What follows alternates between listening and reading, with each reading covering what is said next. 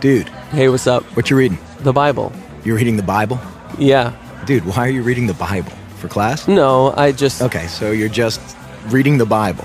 You're just sitting here in a coffee shop in the 21st century using state-of-the-art technology to read ancient myths for no reason whatsoever. Well... Tell me something. Are you one of those super religious people who thinks Jesus actually rose from the dead? Well, I do believe that. Do you also believe in the Easter Bunny, Santa Claus, unicorns, Bigfoot? Ever been abducted by aliens? And do you buy into all those other ancient myths about dying and rising gods invented by primitive nomadic tribes back in the Bronze Age? No. Okay, so what's the difference between Jesus rising from the dead and all those other fairy tales? Here's the difference. My belief in the resurrection of Jesus is rational. It's based on historical facts. Facts? What facts? Well, first, Jesus died by crucifixion. Whoa, hold on. We don't even know if Jesus existed. Why should I believe your facts? Well, because the 5 facts I'm going to give you are backed by so much historical evidence that most professional critical scholars who study the subject accept them as true. That includes skeptical atheist scholars. Okay, so Jesus was a guy who actually existed and then got himself killed. So what? That's the first fact. Second, his disciples were convinced that he rose from the dead and appeared to them. Third, Paul, a sworn enemy of the early Christians, suddenly became a Christian. Fourth, Jesus' skeptical brother James also became a Christian.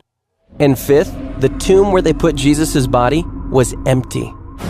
And those are well-established historical facts. Right, but you can't just leave it there.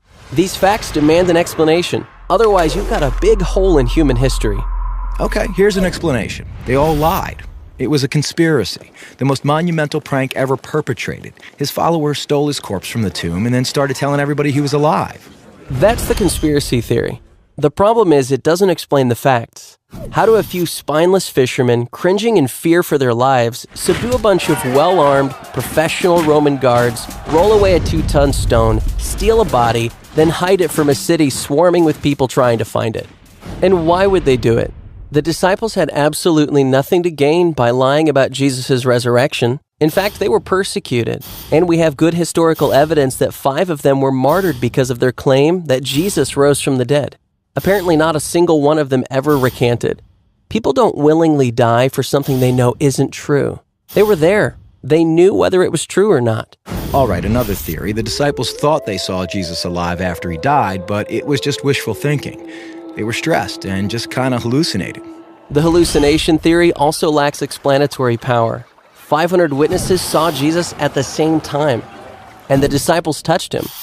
Psychologists have shown that hallucinations don't work like that, nor does this explain the empty tomb. Okay, look, maybe there's some other explanation, but the bottom line is dead people stay dead. Rising from the dead would be a supernatural event, a miracle, and science has proven that miracles don't happen. Oh, really? When did that happen? I don't know. I just kind of heard it somewhere. Science has not disproven miracles. In fact, that would be impossible. Why? Science deals exclusively with natural phenomena, physical matter and material processes, right? Yeah. But a miracle, by definition, is not a natural phenomenon. It's supernatural. So a supernatural event would lie outside the boundaries of science. It's logically impossible for science to throw out any hypothesis that lies outside its boundaries. why have I never heard this stuff before? I don't know. Maybe because it's scary? Scary? Yeah. As long as Jesus rising from the dead is just a fairy tale, like Santa Claus and unicorns, it doesn't threaten my little world. But if it's a fact, if he actually did rise from the dead, that's huge. It's a total game changer. And that's why it's so hard to think about it objectively. Whoa. Yeah. Big whoa.